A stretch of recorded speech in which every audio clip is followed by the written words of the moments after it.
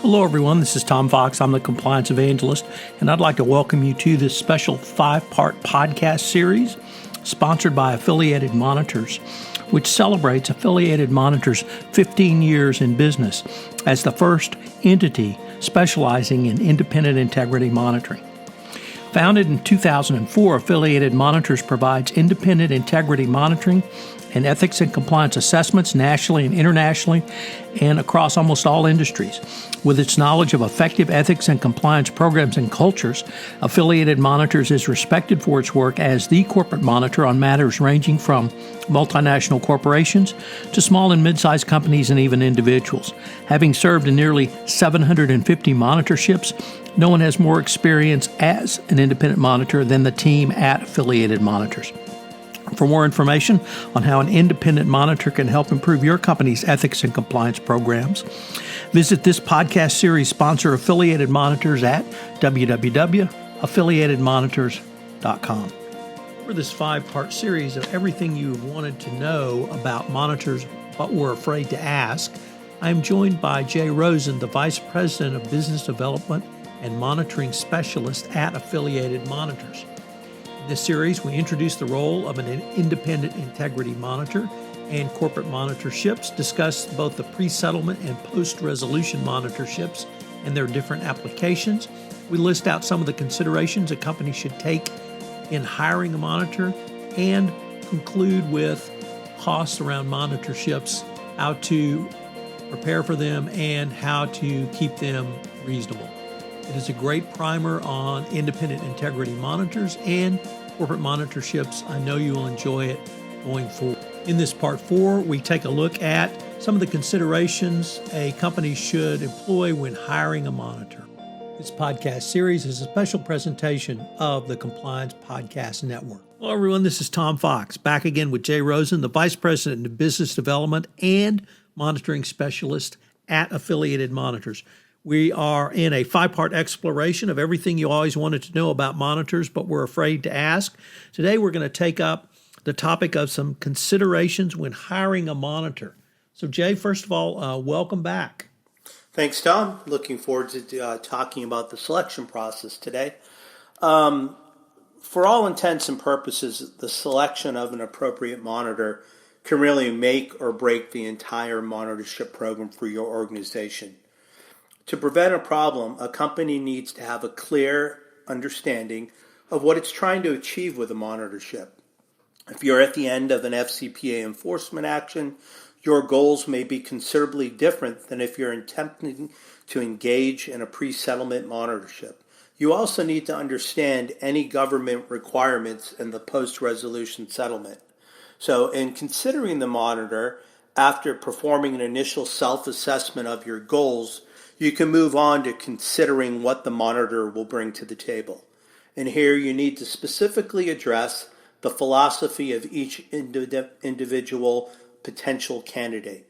Is the monitor coming in simply to investigate the company, or will the monitor help the company to remediate, prevent, or resolve issues?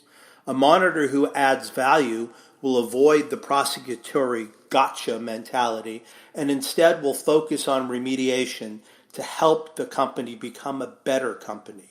The next line of inquiry is, can the company obtain maximum value from the expertise, independence, and viewpoint which the monitor will provide? In other words, what's the value the monitor will deliver to your organization? You should then ask, can the monitor help my business? Jay, how would you suggest a company or a chief compliance officer or really any variety of persons considering a monitorship assess monitorship expertise? You know, the question is more, from our perspective, the question is more than just being a subject matter expert in the narrow area of where the law is being applied, such as the FCPA, but it concerns being an expert in conducting monitorships. It's also more than simple cost effectiveness. It's how well will the monitor perform the work without disrupting your daily duties of what you do as an organization, whether you're in manufacturing, whether you're in selling. How will the monitor keep disruptions to a minimum? And expertise in monitorships would also include how to conduct an evaluation, how to create a work plan that is rigorous, yes, cost effective, and how to socialize the work plan with the company and with the government. Jay, there's a variety of interests in any company and in any monitorship. These interests can be a regulatory body, it can be a set of prosecutors, it can be the general public, it can be a board of directors, it could be the company, perhaps even consumers in an antitrust situation. But I was wondering if you could give some thoughts on how does a monitor balance the interest between what frankly might be competing stakeholders? Yeah, it's something that we're definitely keenly aware of. It's something that really comes up when we're interviewing and being, participating in a process where we're being considered for the monitor. And as you just articulated, the monitor should have deep experience in balancing the interests of the government and the company that it is monitoring. Other necessary proficiencies include interview skills, the ability to conduct focus groups, data gathering, and analytics are also critical. Finally, there's the writing of the report and communication of information to interested stakeholders. There's no value added if the monitor does not deliver a clearly written, factually based monitoring report at the end of the process. The report should make recommendations that logically flow from information gathered and are culturally appropriate for the specific company. Remember, there's no one-size-fits-all solutions for reporting recommendations. So talking about that balance, talking about being dispassionate, that we're in there, we are not doing the government's bidding, and we are not totally tied to the company. We have to really consider that position to gain the trust and be able to bring that value to our client and also satisfy the needs of the government. Jay, you spoke a little bit earlier about bringing value to a company, but I want to now ask you to turn to something that I don't want to say it's a soft value, but perhaps it would be a non-monetary value. What's the value that you and affiliated monitors have seen when a true independent third party comes in and gives people a chance to talk, to raise their hand, to speak up, to raise concerns?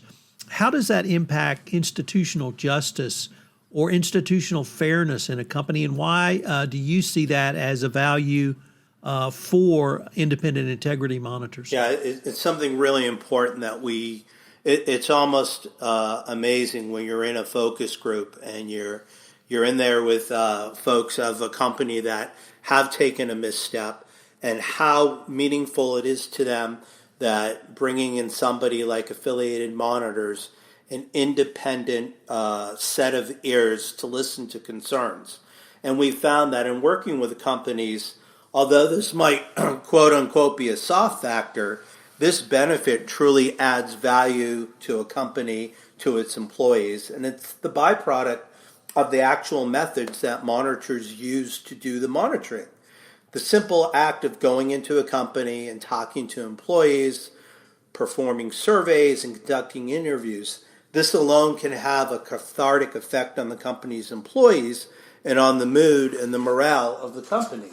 So as I said, we've seen it over and over again when employees see that the company cares enough to bring in independent assessors to ask for their opinion and ask them what actually works in the course of doing business and what doesn't work, and whether their managers are creating an open environment to communicate issues, to report issues.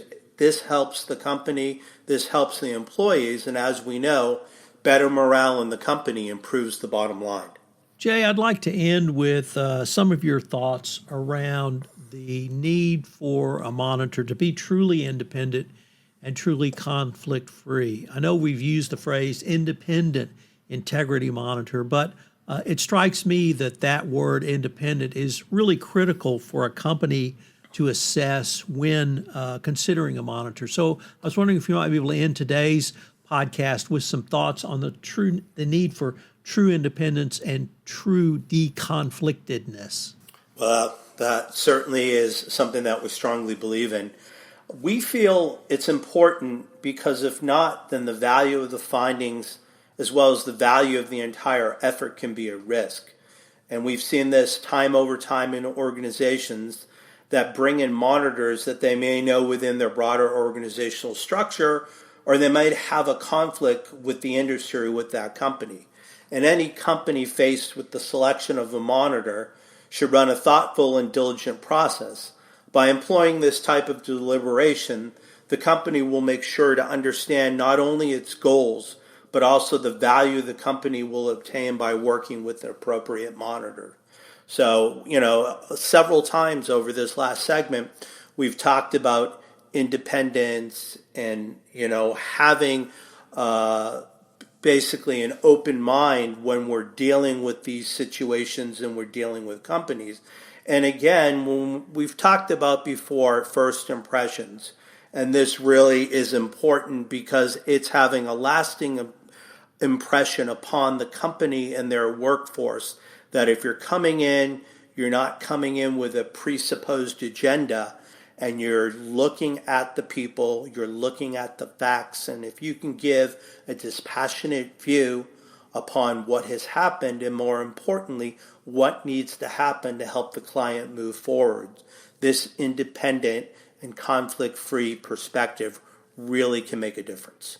Jay, unfortunately, we are near the end of our time today, but I've been visiting with Jay Rosen, the Vice President of Business Development and Monitoring Specialist at Affiliated Monitors. I hope you'll join us tomorrow for our fifth and final episode, where we take a look at really a question I think many people are afraid to ask, and that's around cost of monitorship. Jay? As do I. Thanks, Tom.